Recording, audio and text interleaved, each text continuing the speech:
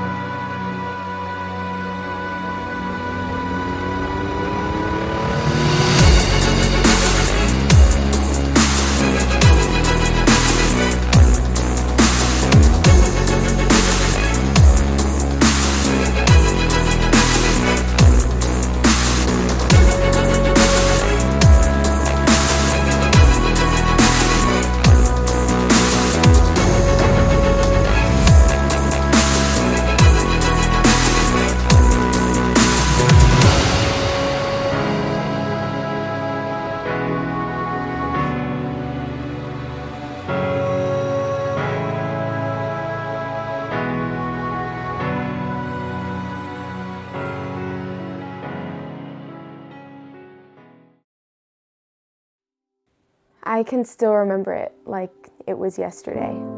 It was December 20th, and my mom had passed away. She passed away from a terminal illness. She had colon cancer, and it was a really long battle. She battled for about 1.5 years. And to put it short, my mom was my best friend. She was my world. She was a single mom. My dad, not a part of my life. So just her and I, growing up, we had a really, really strong relationship. After she passed away, it felt like everything in my life was just falling apart right in front of me. Like all the control I once had was just slipping out of my hands. And I had my brother, I had my aunt, I had family to be there and support me and help me through this. I wasn't alone. But regardless, losing a parent is one of the most painful experiences that anybody could ever go through, especially when it's the only parent you have. And so naturally, I fell into a really, really, really deep depression. I didn't want to socialize with anybody. I would sleep for 12 hours a day. I didn't want to go to work. I didn't want to go to school. I was just losing myself completely. And on top of that, I fell right into an eating disorder. And the eating disorder didn't come on because I was unhappy with my body or I felt overweight or anything like that. It was merely that I felt like I had lost control of every aspect of my life after she passed away, that the amount of food that I took in or how frequently I was eating, that felt like the one thing that I could control and that nobody could tell me would change. It was my thing. And when you get into that mentality, it's really, really dangerous. I went from 105 to 110 pounds, and I dropped down to 80 to 85 pounds. So it was really, really terrible on my body. And I remember going to the hospital for an annual checkup, and my doctor looked at me and said, if you keep this up, like if you keep doing this to your body, you're already having issues with your period. You're eventually going to take away any chance at having kids one day. And so if that's not a clear indication that I was completely destroying my body, I don't know what is. So this depression and this eating disorder really took over the last 3-4 years of my life after she passed away, and I was just in a really, really, really dark place.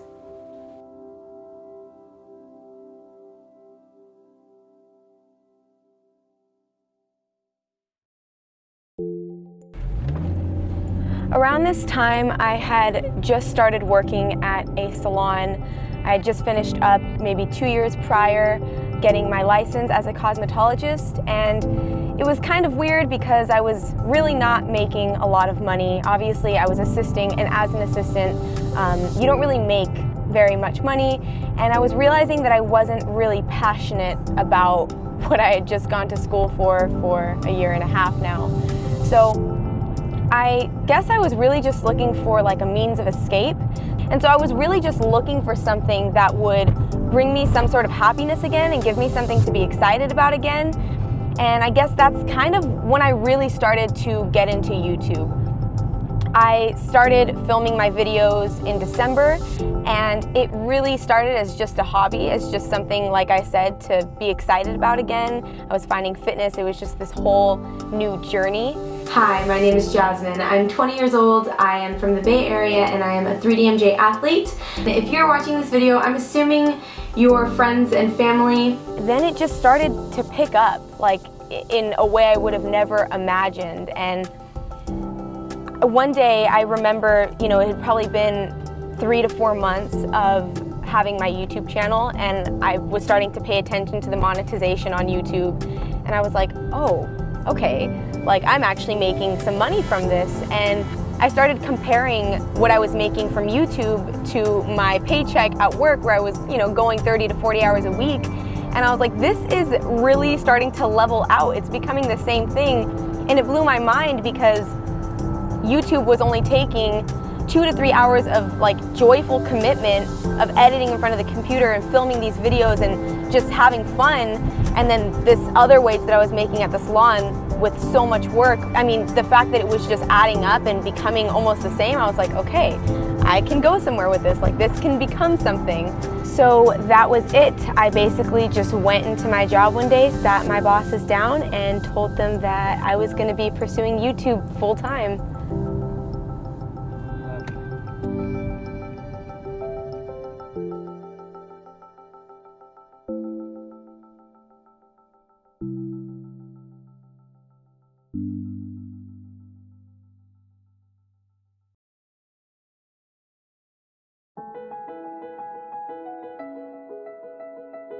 So here we are now, 90,000 subscribers and over 4 million views on my YouTube channel, and this is what I get to wake up and do every single day.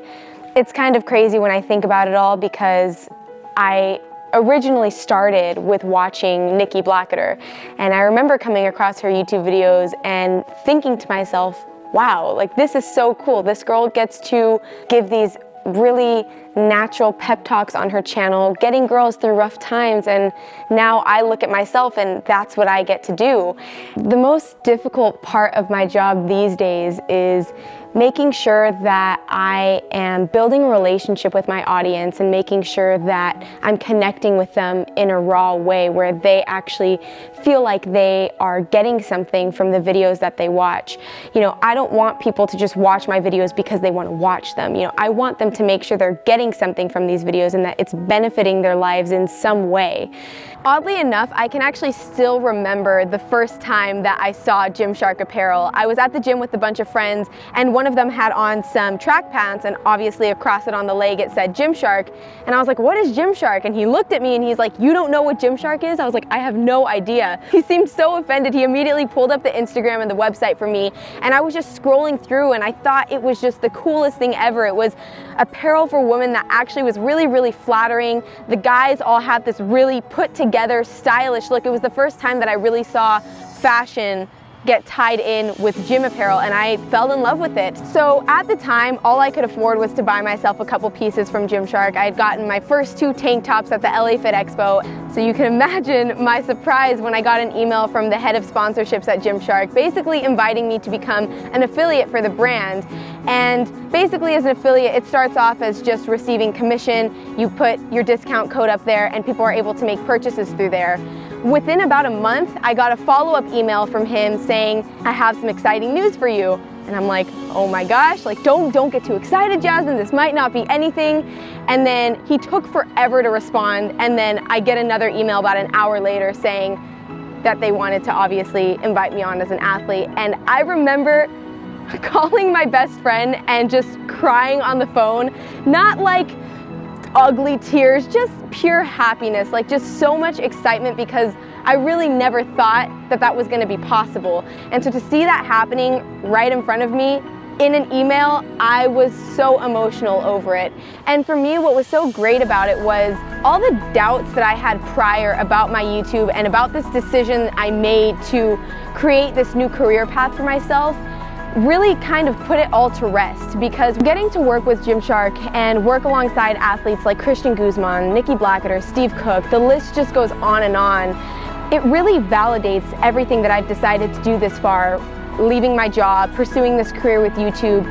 It not only was the right decision, but it was probably the best decision that I have ever made. And although I haven't been able to go to the expos yet or travel with them, I'm so excited to see what this year will bring and to really just get to grow with the brand. I can truly say that this is the happiest that I have ever been, and I really, really believe that my mom would be so proud and so excited for me.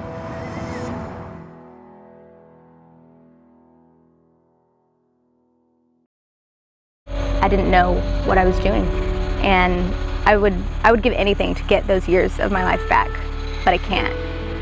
And it was really hard times.